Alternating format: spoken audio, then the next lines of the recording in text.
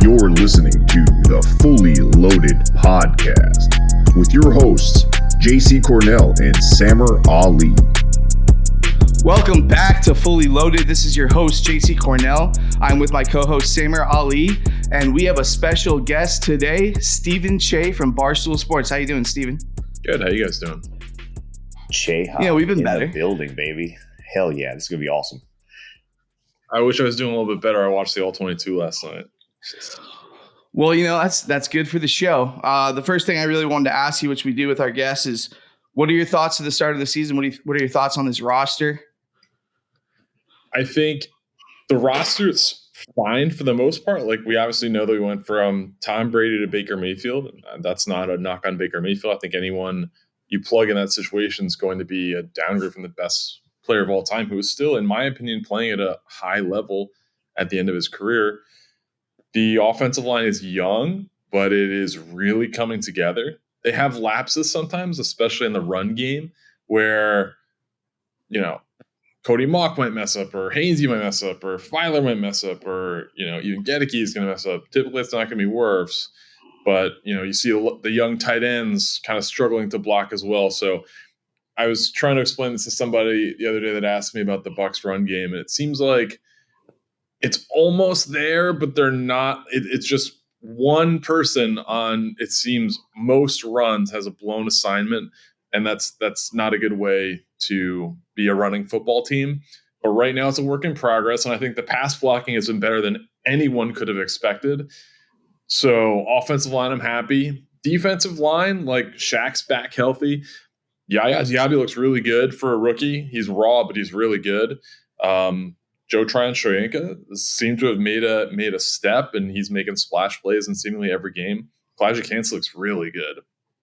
And Logan Hall, a little bit more of a disappointment. But across the board, I think pleased with the roster based on salary cap constraints and all that. So you made that comment about Elijah Cansey. I think he's playing outstanding as well. So when you go to like a website like Pro Football Focus, when you watch tape and they're watching tape, how come they're grading him so low? That would be a question for them to answer. When they have a proprietary, grading system, I trust it a little bit more on some positions than others. I mean, they make grades instantly, so they're not grading off of the All-22; they're grading off of the TV copy in some cases. So I don't know. I mean, I can say that, if Cansey's grade was low against Detroit, I don't know what tape they were watching, because that certainly was not the case at all. I think they've also admitted that it's not a perfect science to what they're doing over there. Yeah. And there's times where it's based on how many snap counts. It's based on what the expected outcome is. If he was supposed to make that tackle based on not being double, there's all sorts of weird parts of that algorithm that doesn't make sense. Because I've seen games where they tell me that Mike Evans isn't good and Stephon Diggs isn't good, and you're like, oh, well, he just had 145 yards receiving. What are you talking about? Right, yeah. So it's all weird and whatnot. But you touched a little bit on the offensive line, Steven, and a lot of the people I've talked to have said kind of a similar thing of what Todd Bowles said and what you just said, which is there's always seems to be one thing that's going wrong at every single moment of that run game. So kind of fast forwarding to this week's game, we just got note that Filer is going to be out. And so now one of the three interior linemen who I think are the main core of the struggle as it relates to the run game is going to be out in this game. We're going to see Aaron Stinney. So how do you feel about having a new person kind of plugged into this line now in terms of how this line's going to look from a running perspective, and if that's going to be a good thing or if you're excited to see that, but also the trade-off of how will it look as a pass blocking unit now that you have a guy that's being inserted into lineup on a short week? Sure. Is it confirmed that Stinney is starting? Yes. 5 minutes ago, literally. Okay. Yeah. I mean, hey, he started at guard for a Super Bowl run, and most of those games, obviously Kappa got hurt in the Washington game. But, I mean, it's fine. Matt Filer, as far as our offensive line, like, he's a veteran. His upside is the lowest, but his also expected outcome outside of Wirfs is probably the safest. He's going to get beat sometimes, but he's just kind of a rock-solid veteran. I think Stinney is somewhat similar to that. Obviously, he was hurt last year. I think Leverett's pretty good, too. I liked what I saw to him last year. So, out of all the positions on the line, left guard would be my least worrisome that we had to replace. But are you looking forward to what you could see from this in terms of making the run game better, because he's, I think, a little bit more stout. He's more, I don't want to say younger. Maybe he is younger, but maybe he's a little bit more energetic. Maybe he's going to add a little bit more oomph to that just because he's coming in fresh and maybe chip on the shoulder. No, because like looking at the run game, it's not like Matt Filer's messing up every time. Correct. You know what I mean? It's just it's one guy after another. Like a lot of times it's K-Dot and Payne Durham. Sometimes he's in the run game. O'Keefe, that tight end group, Gedeke, Mock, Hainsey, somewhat frequently. So I don't think this is like necessarily a very, very bad sign, but at the same time, it's not like a great thing that we're getting, Aronson. He's a backup offensive line for a reason. Yeah. So, Steven, what are your initial thoughts on Cody Mock and how he's transitioning to the NFL? Yeah, I think we see this a lot with Jason Light, small school offensive linemen. Not necessarily Ali Marpet, but it takes like a year. And Cody Mock has some really good reps, and he looks really good, but sometimes he gets beat, and he's a rookie from a small school, and he is raw. So I think there are some encouraging things there. Like his tools are really good. His attitude and demeanor is really good. Obviously he earned the starting right guard spot. He's made some good plays and like has blown open some holes, but at the same time he's gotten run over, and it's a little bit less consistent. Like we see this. I think the biggest surprise of the season as a Bucs fan is Luke Gedeke, like right tackle. He's really good, good. Last year, I think anyone watching the game saw 67 in. We're like, oh man, it's going to be a long day. And when I saw that he was kind of immediately penciled in at the start at right tackle, and we were moving arguably the best right tackle in football to the left side, I was like, I don't know what they're doing, but I guess trust the guys. So it seems to have worked out because Tristan has really experienced, he had a confidence issue maybe in the offseason where he wasn't sure if he was going to be good, and he's awesome. He's good at everything. He's just a massive person who's super athletic and smart. And then Gedeke, I don't know what happened from January through September, but he got so much better. It's insane. Like he is a legitimately good offensive tackle right now. And in training camp, I visited with the Bucs when they were in Jersey when I lived there. And I remember I was talking to Jason and a couple other guys, be like, it was right after the Pittsburgh game too. And Gedeke didn't look great in that. He got beat a couple times. And I remember being like, Luke is really the thing. It's like, and they told me everyone to a man was like, he's going to be really good. Watch, he gives a shit. He's a good kid. He's really strong. He's going to be very good. Just wait. And I kind of was like, all right. And then after the Detroit game where he pitched a shutout against Aiden Hutchinson, Jason texted me. He was like, I told you, he's going to be really good. So he allowed one pressure. That's it. Yeah. Against the number 2 pick from his draft class, who's, one of the better edge rushers in the game. So yeah, Luke Gedeke is really good. And I think as Bucs fans, we just gotta, and this goes with Mock too. You just kind of got to trust that this front office has a really good approach, and it's not necessarily going to be instant. Like Gedeke, if we had to grade his career last year, it'd be like, man, this guy stinks. He's not going to be good, but now he's awesome. So Mock, I think the sky is the limit, because I know a lot of guys are super, super high on him going to the draft. He's not there yet, but he's not bad. He's not a bad player, but he does make rookie mistakes. So, Steven, the thing that's most impressive for me about Gedeke is that you have Wirfs on the other side. So every week they are taking their best guys and moving them away from Wirfs and making them go against Luke. And Luke has answered time after time after time. And it's not been easy. Cam Jordan, you've got the defensive end name escapes. Cam Jordan is washed, by the way. Well, I agree. But, talk a lot of game for this guy. He gets a lot of respect for some reason. But either way, he's faced a good pass rusher or a great pass rusher basically every single week, it seems. And he's stepped up and he's made that, he's answered the call. But kind of sticking to the offensive side of things, the Bucs this season are the 4th highest in terms of running play action in the NFL. But with that, Baker Mayfield is actually dead last in his passer rating on play action plays. I'm curious your take as to what is happening there, because that's usually supposed to be something that helps your quarterback and not makes it more difficult. I'm not saying it's making it more difficult, but what is happening there to where he's struggling on play action? Yeah, I would like to see a little bit bigger sample size before we come to a conclusion that Baker stinks on play action. Baker has been up and down this season. I think everyone can kind of think that, the first 4 games, I think everyone was really pleasantly surprised. And you look at the last 2 games, 6 points against Detroit, 10 or 13 points or 10 points against Atlanta, just like not good offensive efforts. And a lot of them, we saw a lot of missed throws, and, that kind of goes squarely on the quarterback. Like there were a bunch of throws, honestly, down the field to Chris Godwin that he missed. The big one against Detroit where Mike Evans has like the 90-yard touchdown if he just lets it go. I think with Baker, if you can simplify it where it's 1 or 2 reads and it's quick and he kind of can read those coverages quickly, I think he's really good. I think when the pocket gets muddy, he can lose sight of things and make things harder. Like if you watch the interception at the end of the game to Cade Otton against Atlanta, like he's got Rachaad White wide open right in front of the line of scrimmage for a check down that if he completes that ball to Cade Otton, I think it's maybe 11 to 14 yards. And if he dumps it off to Rachaad White, he's going to get 7 yards, maybe more if he makes someone miss, which wasn't out of the question. He did that a bunch of times against Atlanta.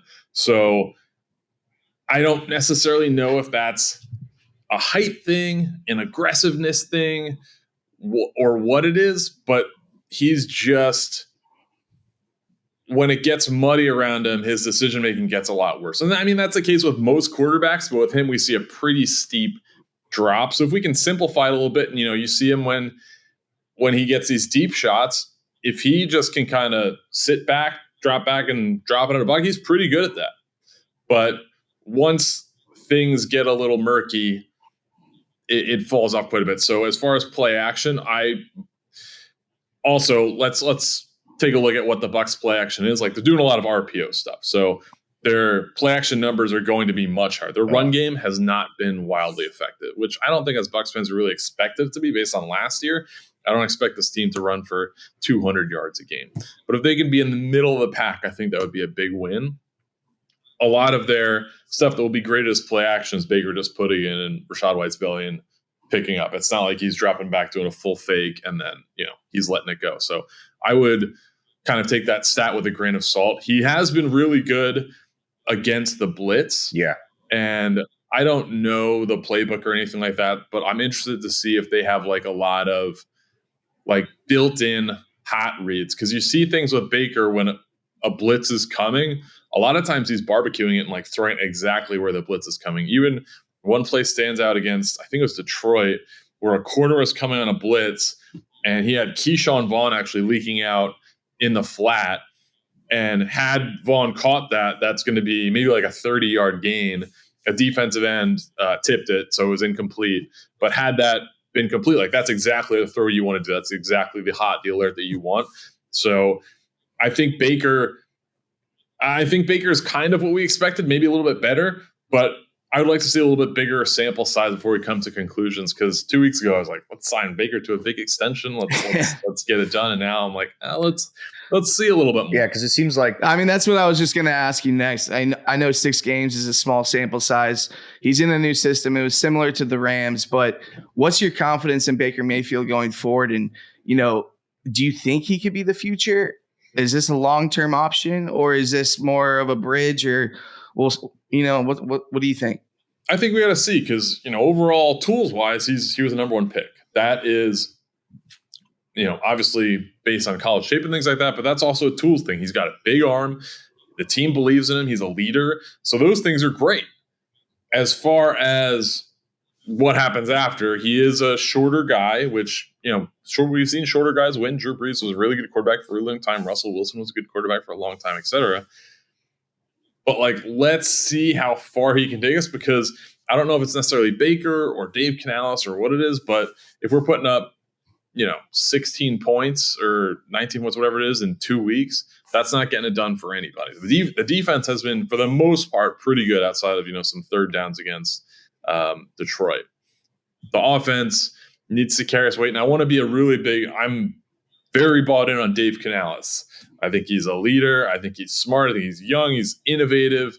I like a lot of what he's drawing up. it hasn't been fully connecting for whatever reason. I don't know if it's bigger, I don't know if it's communication, whatever.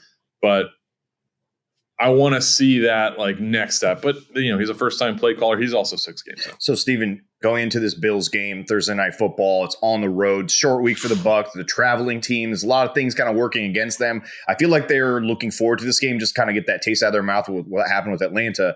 What do you need to see from Canales and Baker and this offense in this game to kind of take a deep breath and be like, okay, they're back on track. They're understanding what they're doing. And they're, kind of reinstilling more of that confidence that we had in them after that massive win in New Orleans going into the bye week. We were really high in the entire team. And the offense was like, okay, this looks fun. This looks exciting. We're starting to see what it's supposed to look like. What do you need them to do on Thursday to get back to that feeling? Yeah, I mean, when the schedule came out, I don't think anyone circled a Thursday night game in Buffalo and was like, win. Yeah, so that's a loss on mine. This, for the most part, is a house money game. The Bucs are not expected to win this. We're not expected to win against Detroit. We're not expected to win against Philadelphia. Atlanta was the one on Saturday where it's like, if this is a good team, if this is like, when I look back, I've been a Bucs fan for 26, 27 years right now. If you look back on all the teams, obviously you love the successful teams. I loved the 2010 Bucs under Raheem Morris that went 10-6, didn't make the playoffs. But what they did, they beat every team they were supposed to. You're never let down by them. I was hoping this was going to be a team like that, but we've already seen them falter a little bit. I think if they win at Buffalo, everyone's back in, playoffs, here we come, and on that excitement train. If they lose, which I think a lot of people are expecting to based on, Josh Allen's a top quarterback in the league, Buffalo is a Super Bowl contender, that type of stuff. We have to reassess where we are. It doesn't mean the season's over, but, now it's a little bit, all right, well, realistically, what are we? So I hope we're not like a middle of the road team where it's, 6 wins and we get the 9th pick and, you got to mortgage a bunch of future assets to trade up to get a quarterback you want. At the same time, we're the 2-time, 2-in-a-row division champs. I'd like to repeat that, get in the playoffs and kind of see what this team can do, build that winning culture. So this is a pretty pivotal game because it's really a fork in the road in the season. So not the Steelers, the Bills have lost to the Steelers, the Jets, the Jaguars, the Patriots. I mean, I see no reason why the Bucs can't win this game. I think the spread is Buffalo's favored by 8.5. It's a lot of points. That's high. I think this really depends on what Buffalo team shows up. Do you think they can pull off this victory? I mean, it depends what Tampa team shows up, right? Like, that's again, right. We scored 16 points the past 2 weeks against Josh Allen. That's not going to get it done. Mm-hmm. So certainly this Buffalo team is a little bit more vulnerable than I think a lot of people thought going into this season. That being said, they got a top 5 quarterback. So we don't have that. They have a formidable enough defense. Von Miller has given the Bucs problems in the past. So if we can establish the run, and not necessarily run it, 4 or 5 yards a carry, but if we're running it reliably enough where the defenses have to respect the play action, certainly we got a good shot. I really wish they didn't lose to New England on Sunday because now they're a little bit of they want to get the bad taste out of their mouth as well. But I'm hoping it's going to be a good game. You've touched a little bit on the defensive side of the things, and we've kind of mostly been talking about the offense, Steven. So going to this game, I'm supremely confident in the defense. I don't like the third down percentages the last couple of weeks, especially against Atlanta. But with all that being said, for the most part, they have stopped every quarterback and every offense that they faced. The Eagles kind of gouged them, and that was more about the running game. But, Goff, everyone's considering. Don't forget, that was like 3-3 with like 4 minutes left in the first. Exactly. So they actually were doing a pretty good job. I think they got gassed. But either way, the Lions, 29 points a game they're averaging. They come in here, they score 20. So with the way the defense is playing, do you think that they really do have a shot at going in here and going against a Josh Allen quarterback who likes to sometimes give the ball away, can get ahead of himself, can sometimes make bad decisions? What's the key to the defense continuing what they're doing and maybe giving the Bucs offense, and again, another chance to win a game that they probably shouldn't be even in? But again, it seems like this year that's kind of been the trend. Let's keep our guys in the game. Can we do that on defense in this game? Yeah, a lot of what you've seen from the Bucs defense is like bend, don't break. So they're giving up a lot of the shorter stuff while keeping everything in front of them for the most part. And that can certainly work. It slows the game down, makes it a little bit shorter, fewer possessions, etc. I think Buffalo is a good team to do that against because Josh Allen has shown a penchant for being super aggressive and trying to get the ball down the field, even if it's not there. That being said, on defense, as Bucs fans, we know that Vita Vea is going to show up. Will Golston, who I would love to see play more snaps. Mm-hmm. I know he's a veteran. His upside isn't as high as a Logan Hall, but him playing half as many snaps as Logan Hall is not being very productive in the run game, especially, that hurts our team in my opinion. I think we're gonna see the Bucs do a good job again against the run. I don't think they did a great job against Atlanta, but overall, this is a very good stop the run team. Against the pass, I think the big thing is, in the style of defense that they play, the bend don't break style right now, you're going to have a lot of third and mediums. We need better pass rush on third down to get the defense off the field because right now it hasn't really been happening. Mm-hmm. We saw a couple, so there was a really nice sack. I don't know if it was third down exactly, but Shaq Barrett and Kancey essentially met at Ritter, forced a fumble and stuff like that. We've seen them get to the quarterback and get sacks. I want to see that on third down because third down, from what it seems like to me, quarterbacks are having a lot of time, in which case they can kind of pick apart this, a lot of times its own. They can pick apart this defense and get first downs. And again, it's usually third and medium. And the Bucs are letting up first downs on third down 50% of the time. Yeah, that's terrible. But they're not, like Steven's saying, that they're also not in too many of these third and longs because so many teams are kind of staying ahead of schedule, ahead of the sticks on second down, and it's just like, and it seems that the Bucs aren't blitzing as often on third down. Like Todd's just kind of hoping that they get home and he drops his guys back in the zone. I think I'd like to see more exotic stuff this week against the Bills. I want to see him just kind of throw the kitchen sink at Josh Allen and make him.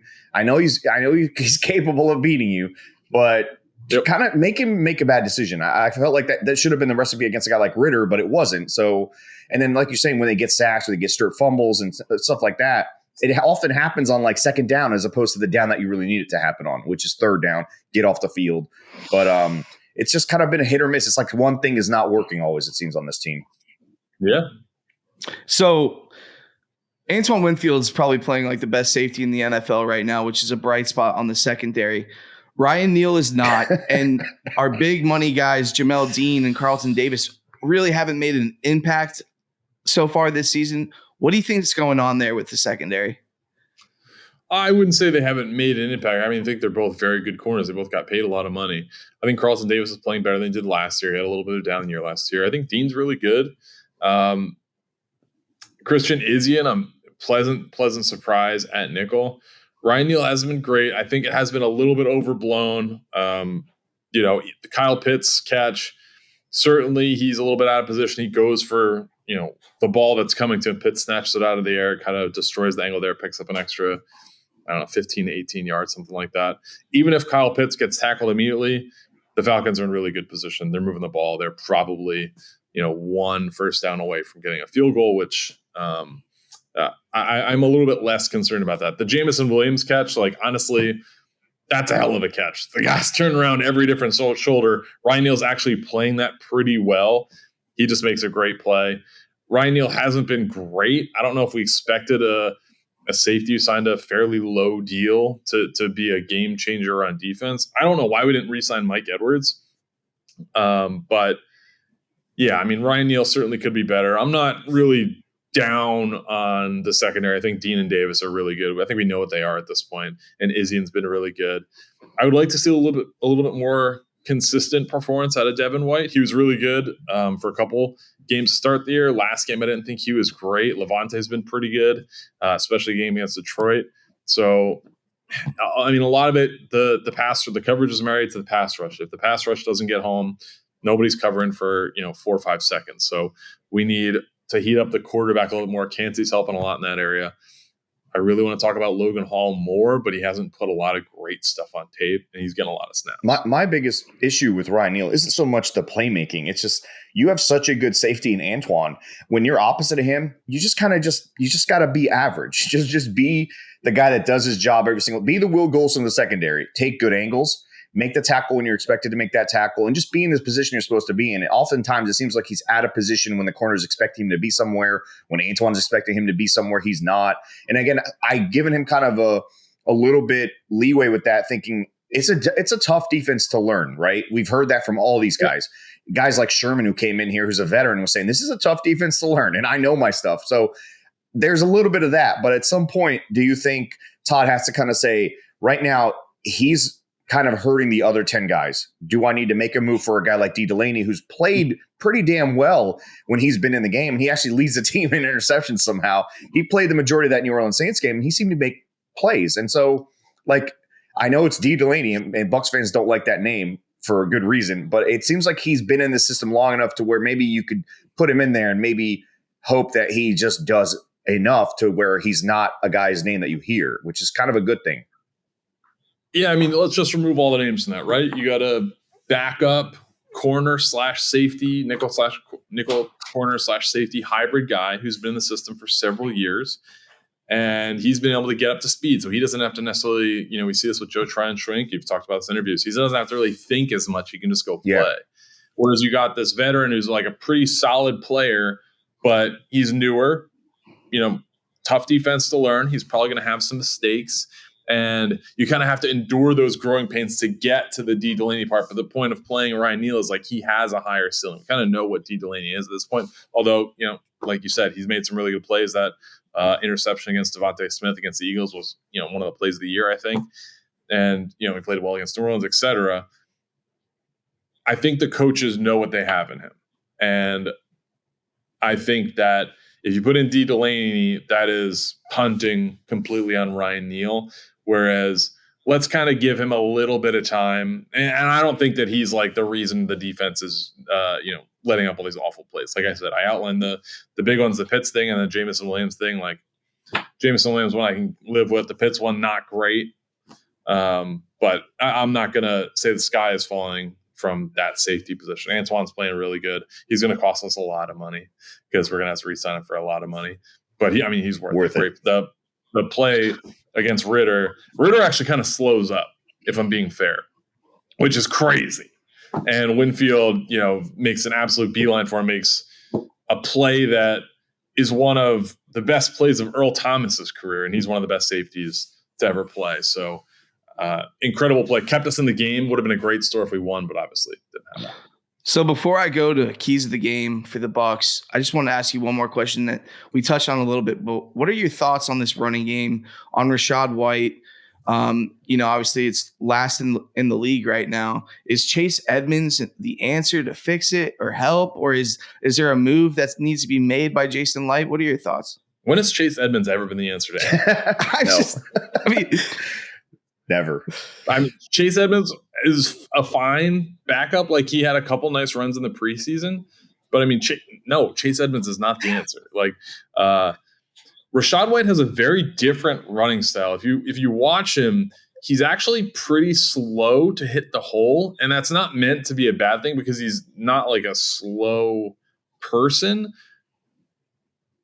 He has a style it's not Le'Veon Bell. But he is very patient to let his block set up. Like we see it a couple times a week where there's someone coming through like the B gap and the run's going that way. And he just kind of stops and he just kind of waits. And then he'll go to a different hole, to kind of let the play overrun itself and he'll cut it back. And a lot of times that'll work out and he'll get 3 to 5 yards when it's supposed to be 0 yards. But when it doesn't work out, it looks bad.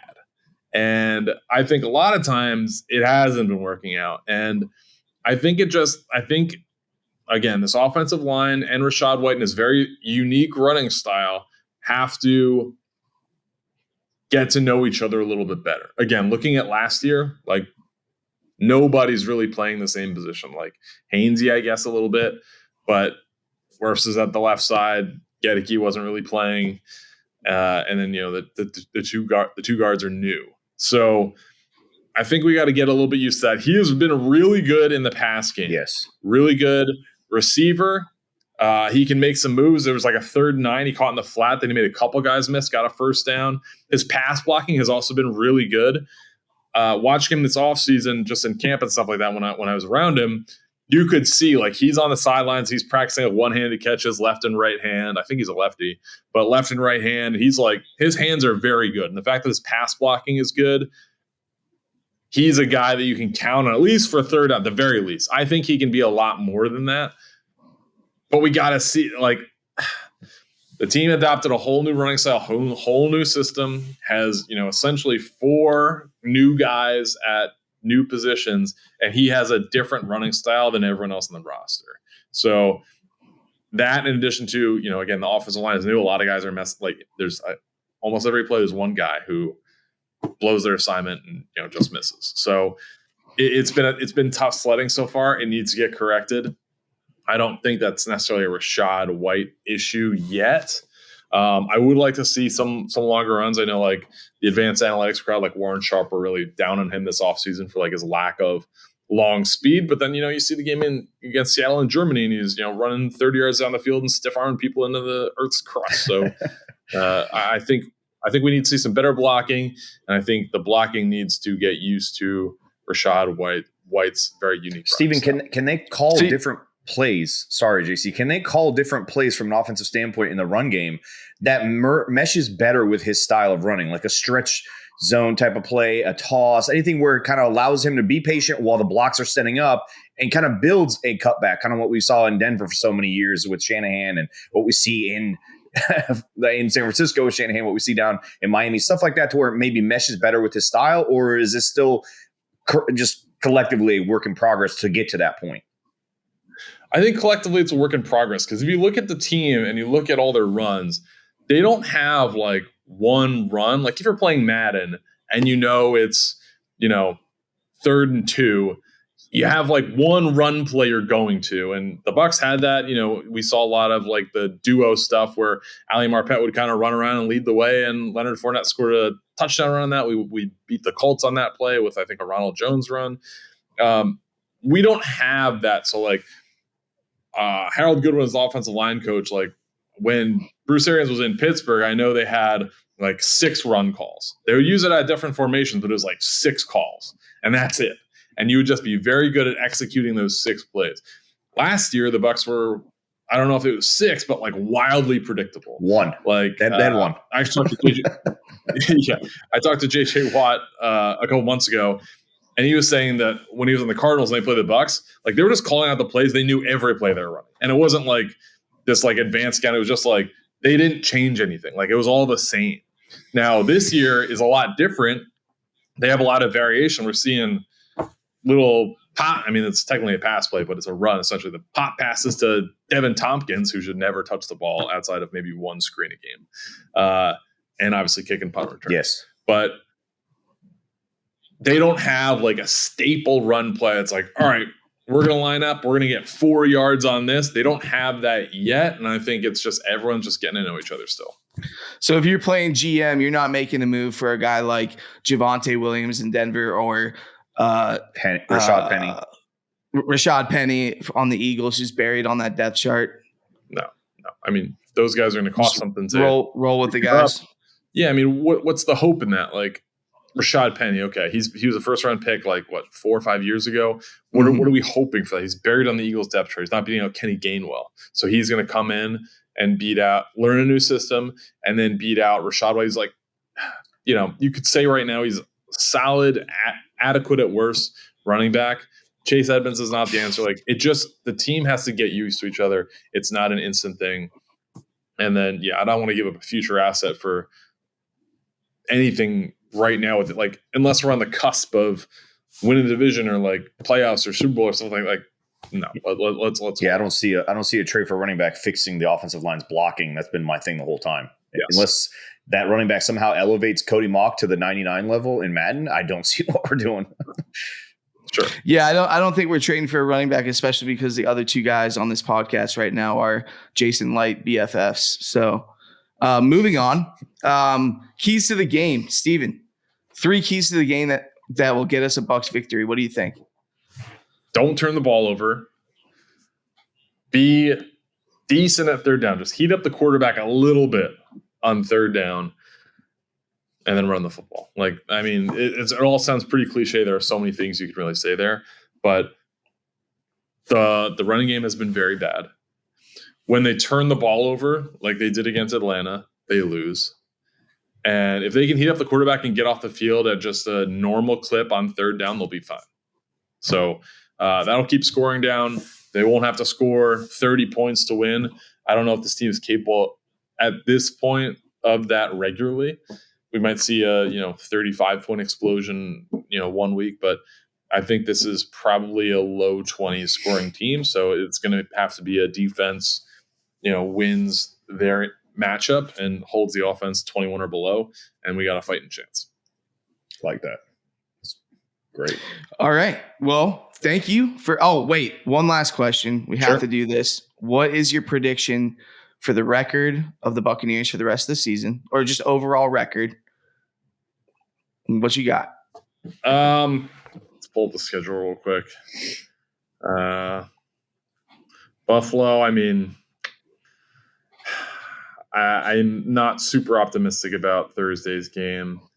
Houston, I think we beat. Tennessee, I think we beat. So 2 more wins. San Francisco, no shot.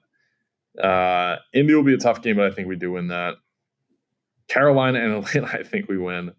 I think we win 2 more in the final 4. So 10. It looks like 10 or 11. That's very rosy, very pewtered colored glasses. But let's take that down because they'll have one slip along the way. So let's say 9 wins for this team. Okay. I'd take 9 wins. I would take 9 wins. I'm demanding. All right. Well, Steven, 9 wins if we can beat the Falcons, especially gets us a playoff spot. Thank you so much for joining us today, Steven Cheah from Barstool Sports. It was a pleasure. I hope we can have you back on the podcast soon. We're going to sign out. Please follow us on Twitter at Fully Loaded Bucs. We are on iTunes and Spotify, Fully Loaded. Give us a rating, a comment. Any last words, Sammer? No, I hope Steven Cheah's right and we heat up Josh Allen because that's the recipe to beating those guys. And just get after him and make him average.